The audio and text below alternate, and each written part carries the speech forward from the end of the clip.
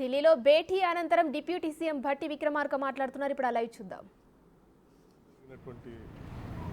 CWC సమావేశంలో రాష్ట్రం తరపు నుంచి పాల్గొన్నటువంటి రాష్ట్ర ముఖ్యమంత్రి రేవంత్ రెడ్డి గారు రాహుల్ గాంధీ గారిని ఎల్ఓపి తీసుకోవాలని చెప్పి బలంగా అక్కడ ప్రతిపాదన చేయటం, దాన్ని పరిగణలో తీసుకొని రాహుల్ గాంధీ గారు ఎల్ఓపి తీసుకున్నందుకు రాష్ట్రం తరఫు నుంచి organisation general secretary KC Venugopal garu కలిసి వారికి ధన్యవాదాలు చెప్పడం జరిగింది. ఎందుకంటే రాహుల్ గాంధీ గారు ఈ దేశంలో కన్యాకుమారి నుంచి కాశ్మీర్ వరకు భారత్ జోడో యాత్ర చేసి, మణిపూర్ నుంచి మహారాష్ట్ర వరకు యాత్ర చేసి ఈ దేశంలో ఉన్నటువంటి సంపదను ప్రజలకే ఉండాలని, వనరులు వ్యవస్థలన్నీ కూడా ఈ దేశానికే ఉండాలని, ఈ దేశంలో విద్వేషాలు రెచ్చకోకుండా జాతి మొత్తం ఒకటిగా నిలవాలని ఆయన చేసినటువంటి కృషి ఈ దేశానికి, కాంగ్రెస్ పార్టీకి పెద్ద ఎత్తున ప్రాణం పోసింది, ఉత్సాహాన్ని ఇచ్చింది. ఈ దేశానికి దిశ నిర్దేశం చేసేటువంటి గొప్ప కార్యక్రమం చేసినటువంటి రాహుల్ గాంధీ గారు ఎల్ఓపిగా భవిష్యత్తు ఈ దేశ ప్రధానిగా పెద్ద ఎత్తున ఈ దేశంలో ఉన్నటువంటి ప్రజలకి, దేశానికి ఉపయోగపడే కార్యక్రమాన్ని జరిగినందుకు వారికి తెలంగాణ రాష్ట్రం నుంచి ప్రత్యేకంగా organisation general secretary KC Venugopal గారికి ధన్యవాదాలు చెప్పడం జరిగింది. ఒకటి.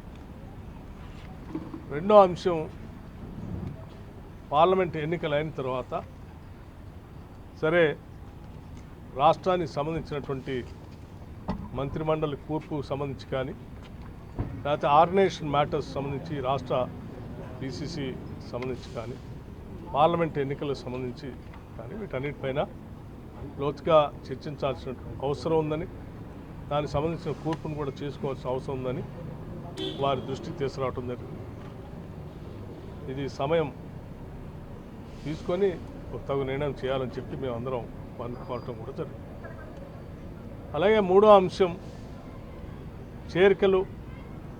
ఈరోజు రాష్ట్రంలో మనం చూస్తూ ఉన్నాం, ఓ పక్కన భారతీయ జనతా పార్టీ కానీ, ఇంకో పక్కన బీఆర్ఎస్ పార్టీకి సంబంధించిన నాయకత్వం కానీ రాష్ట్రంలో ఉన్న కాంగ్రెస్ పార్టీ పైన కుట్రలో కుతంత్రాలు చేస్తూ, అనేక రకాల ప్రకటనలు చేస్తూ కూలుస్తామని ఓ పక్కన ప్రకటనలు చేసి కాంగ్రెస్ పార్టీ ప్రజలు ఎన్నుకున్నటువంటి ప్రభుత్వాన్ని పైన కుట్రలు చేస్తున్నటువంటి సందర్భంలో ప్రజాస్వామ్యాన్ని, ప్రజలు ఇచ్చిన తీర్పును నిలబెట్టడం కోసం అక్కడక్కడ ఆయా పార్టీల నుంచి కాంగ్రెస్ పార్టీలో చేరుతున్నటువంటి శాసనసభ్యులు చేరికలు జరుగుతున్నటువంటి ప్రాంతంలో అనాదిగా కాంగ్రెస్ పార్టీ కోసం పనిచేసిన సీనియర్ నాయకుల్ని, లేకపోతే వారి సేవల్ని కూడా ఎలా అయితే చేరినటువంటి శాసనసభ్యులకి తగు రీతిన సముచితమైన స్థానం, గౌరవం ఇస్తూనే గతంలో కాంగ్రెస్ పార్టీ కోసం అనేక సంవత్సరాలుగా ఆ ప్రాంతంలో పనిచేసి ఉన్నటువంటి, పోటీ చేసిన అభ్యర్థులు కానీ, పనిచేస్తున్న సీనియర్ నాయకులు కూడా పార్టీ సముచితమైనటువంటి గౌరవం ఇచ్చి వారిని కూడా కాపాడుకోవాలనే దానిపైన కూడా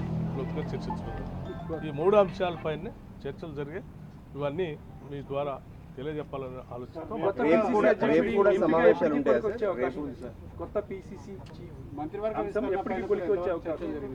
మేము ఆ రెండు అంశాలకు సంబంధించి చర్చించి త్వరలో నిర్ణయం చేస్తే బాగుంటుందని చెప్పాం. దానిపైన పార్టీ అధిష్టానం ఆలోచన చేసి నిర్ణయం చేస్తాం. రేపు మళ్ళీ సమావేశాలు, చర్చలు ఏమైనా ఉంటాయి? Thank you.